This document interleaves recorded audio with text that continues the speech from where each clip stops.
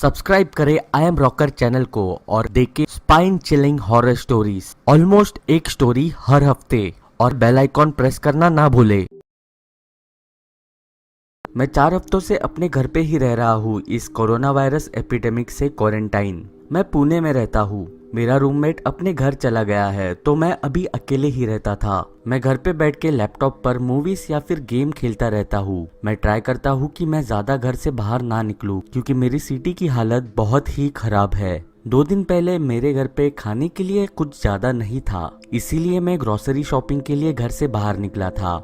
मैं हमारे घर के नजदीकी डीमार्ट सेंटर में गया था। वहाँ पे लोगों की लंबी लाइन थी और जब मैं अंदर पहुंचा वहाँ पे स्टॉक भी लिमिटेड था। मैंने जो मुझे चाहिए था वो खरीद लिया और मैं वहाँ से निकल गया। जब मैं वापस घर पे आ रहा था रास्ते पे सन्नाटा था। पिछली बार जब मैं शॉपिंग के लिए गया था तब इतना सन्नाटा नहीं था जितना आज था। सडनली एक गली में से एक आदमी मास्क और ग्लव्स डालकर मेरे पास आया। उसके हाथ में एक बच्चा था। वो एक हुडी और ब्लैंकेट में रैप्ड अप था। वो आदमी काफी सिंसियर और डिसेंट लग रहा था। उस इंसान ने मुझसे मदद मांगी कि वो मेरे घर पे आना चाहता है उसके बच्चे के डायपर्स चेंज करने और उसे खाना फीड करने के लिए। उसने कहा कि वो बिल्कुल साफ सुथरा है और उसे ये फेवर की जरूरत है। It seemed like an emergency. वो इंसान सिंसियर भी था और उसके हाथ में बच्चा भी था और उस बच्चे के रोने की आवाज सुनकर तो मेरा एक सॉफ्ट पार्ट इस बात के लिए राजी हो गया। जहाँ पे हम खड़े थे वहाँ से मेरा घर ज्यादा दूरी पे नहीं था। मैं उसे अपने अपार्टमेंट बिल्डिंग में ले आया। मैंने अपने अपार्टमेंट का दरवाजा खोला और उसे अंदर इनवाइट किया और उसे कहा कि दरवाजा बंद करने के लिए। मैं अपना टेबल क्लीन कर रहा था ताकि वो वहाँ पे अपने बच्चे को रखकर उसे डायपर पहनाए। लेकिन जब मैं पीछे मुड़ा तब मैंने देखा कि वो इंसान अजीब तरीके से मेरे घर के इर्द गिर्द देख रहा था। फिर वो मेरी किचन की तरफ चलने लगा। पता नहीं वो किचन की तरफ क्यों जा रहा था। मैंने चिल्लाते हुए उसे कहा कि उसके लिए मैंने टेबल क्लीन कर दिया है ताकि वो बच्चे को वहाँ पे रख के डायपर चेंज कर दे, लेकिन उसने कोई जवाब नहीं दिया। मैं कंफ्यूज होने लगा। मैं उसके पीछे पीछे किचन में चला गया। मैंने देखा वो इंसान मेरे किचन में सस्पिशियसली देख रहा था। लेकिन जो चीज ने मुझे एक्चुअली कंफ्यूज किया वो थी कि वो इंसान अपने बच्चे को अपने एक हाथ में ही पकड़े हुए खड़ा था।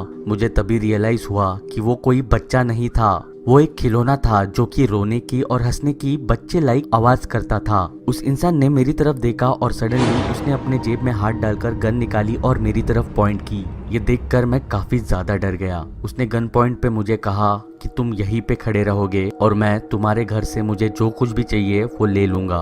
ऑफ कोर्स मैंने डरते हुए हाँ कहा। मैंने वंडर किया कि शायद ये फेक गन भी हो सकती है, जो खिलौने की एयर गन होती है वैसा कुछ। लेकिन फिर मैंने सोचा कि अगर वो फेक गन भी हो और मैं कुछ करूँ भी तो ये इंसान हट्टा कट्टा है और मुझे आराम से ओवरपावर्ड कर देगा, तो मैं ये रिस्क नहीं ले सकता था। उसने अपनी काली बैग खोली और उसमें मेरे घर के वैल्यूएबल्स डालने लग गया। मेरा वॉलेट, मेरे रूममेट्स के कुछ ज्वेलरीज, किचन वैल्यूएबल्स, मेरे बड़े भाई का एक्सबॉक्स जो उसने मुझे दिया था। ये सब देख के मैं काफी मायूस हो चुका था, लेकिन मैं उससे भी ज्यादा डर रहा था कि वो शायद उसकी गन का मुझ पे ट्रिगर ना पुल कर दे। उसने अपनी बैग भरी और वो फेक बेबी को भी उस बैग में डाला और फिर वो वहां से चला गया।